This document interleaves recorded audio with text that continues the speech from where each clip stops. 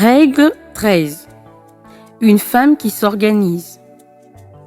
Pour accomplir de grandes choses, nous devons non seulement agir, mais aussi rêver.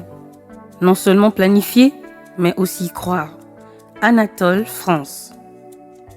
Le manque d'organisation dans la vie d'une femme active ou pas est une source de trouble.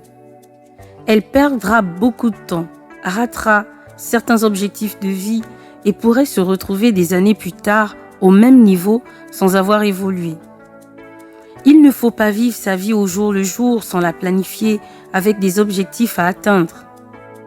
Si nos routes n'étaient pas organisées, il y aurait un chaos et des embouteillages sans fin. C'est ainsi que devient la vie d'une femme qui n'apprend pas à s'organiser. L'organisation de la vie d'une femme va lui éviter beaucoup d'échecs et aussi des situations embarrassantes. Figurez-vous que certaines femmes ne comprennent même pas comment est organisé leur cycle menstruel, car elles ne prennent pas le temps de s'y pencher afin de mieux planifier les rapports sexuels ou la venue d'un enfant. Il est difficile d'atteindre des objectifs importants sans s'organiser. La femme active doit avoir un agenda, des objectifs à court et moyen terme de sa vie, ainsi que des projets à réaliser. Une vie qui avance dans le hasard ne peut procurer la joie, car même si vous ne pouvez pas anticiper certains événements malencontreux qui peuvent vous arriver, vous pouvez planifier d'autres afin de mieux les gérer. L'organisation va tuer la négligence et donner plus de place à une vie mieux maîtrisée et plus agréable. L'organisation va aussi permettre la bonne gestion des priorités dans la vie d'une femme. Elle pourra mieux faire le choix entre les différentes sollicitations qui viennent à elle afin d'y répondre selon les bonnes priorités. Compter sur le hasard est un moyen de troubler davantage sa vie.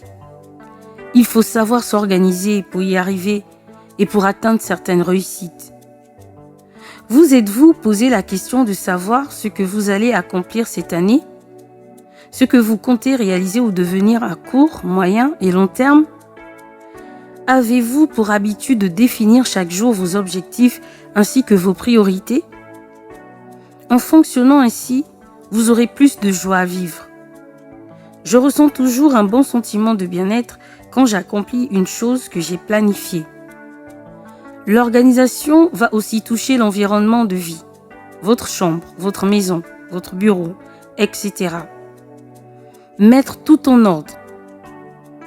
Un espace propre et bien rangé, qui sent bon, a de l'impact sur le mental et sur la joie de vivre. Votre environnement de vie n'est pas à négliger. Il compte pour beaucoup dans votre épanouissement.